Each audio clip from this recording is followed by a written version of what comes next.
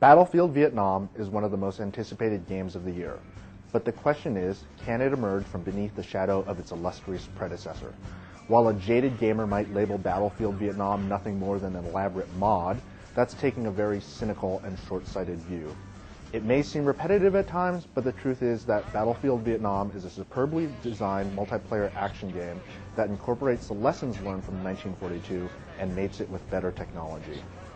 For those unfamiliar with the games, Battlefield Vietnam is a multiplayer game that allows you to fight the battles of the Vietnam War. Players divide into two teams, one for the US and its Vietnamese allies, and the other for the North Vietnamese and its Viet Cong allies. You are then dropped into a gigantic map and must battle for strategic control points. It makes for a wildly exciting experience as the two teams slug it out in a tug-of-war struggle, and a team's fortunes can swing wildly about in a heartbeat depending on the skill and coordination level between players. The 14 maps in Battlefield Vietnam are inspired by some of the most famous battles of the war, including the Tet Offensive and the Siege of Khe Sanh. In general, the levels themselves feature a nice variety of terrain and gameplay styles. For example, Operation Flaming Dart is all about aerial combat, as the two forces start separated by a large body of water. Vietnam was not just a jungle war, though. Urban combat is represented by the Hue and Quang Tri maps, and feel very similar to the style of urban levels in Battlefield 1942. There's a lot more character to the land, not just in terms of geography, but in vegetation as well. Now there are steep ravines and valleys, dry riverbeds, hills and small mountains. All of these help to break up the sight lines, giving a much more organic and natural feel to the game. This also prevents snipers from camping on top of the highest peak and dominating from that vantage point, like they do in Battlefield 1942. The terrain is much more of an obstacle in Battlefield Vietnam, but one that you can use to your advantage. You can use the lush vegetation to hide from enemy vehicles. The result is that infantry can be very powerful on their own. Infantry are also powerful in the sequel because the weapon kits have been improved. There are 4 general classes in the game, each with 2 different kits. You may choose between a grenade launcher or a LAW, for example.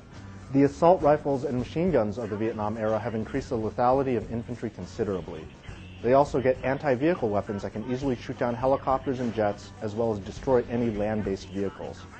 Infantry also have other tricks, including anti-personnel devices like caltrops and mines, as well as a blowtorch to damage vehicles. These weapons make it much more enjoyable to be on foot in Battlefield Vietnam. Yet, as expected, the vehicles in Battlefield Vietnam are what define the game. The jeeps and tanks are back and play similar to the 1942 counterparts.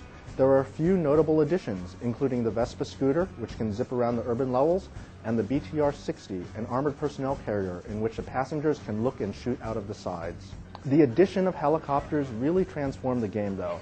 Helicopters combine rapid transport capabilities with a mobile weapons platform capable of devastating air support. Unlike planes, helicopters can loiter close to the ground and hover in place to provide fire support. While they're rugged against infantry weapons, helicopters are extremely vulnerable to anti-aircraft cannons and missiles, not to mention enemy helicopters and fighters. The jets truly add chaos to the sky as fighters and bombers streak across the sky. There's nothing quite like standing in the jungle and looking up through the lush canopy and seeing F-4s scream overhead to drop napalm on the enemy. Or running toward an enemy base and seeing a helicopter lurch into the air and dip its nose at you like a bird of prey, eyeing dinner. At that moment, you'll feel helpless, but that won't stop you from unloading everything you have at the helicopter and watching chunks of metal fly off the bottom as it passes overhead. The gameplay mechanics have been tweaked for the better. For example, major bases are much harder for a lone infiltrator to seize. It can take 90 seconds to switch control of their control points. This cuts down immensely on a single player sneaking around and suddenly seizing a team's vital control point.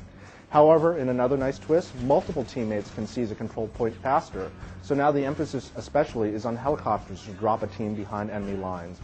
If 2 or 3 teammates get to a control point, the seizure process goes 2 to 3 times faster. Sadly, the AI-controlled bots didn't enjoy any enhancements. They remain as dumb as they ever were. Simply put, the bots are horrible, even at the toughest AI level. Bots don't work as a team properly, they'll run around randomly, they'll jump in vehicles and then do nothing, and occasionally they'll just stand idly by as you shoot them. Granted, the vast majority of players won't even bother with single player, but the bots remain a problem if you use them in multiplayer to flesh out the empty spots on a team's roster.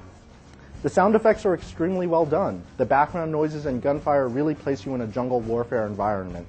There's even radio chatter when you strap into a helicopter or fighter, and not to mention the game's soundtrack. When you're in a vehicle, you can blast a wide selection of music tracks that everyone can hear.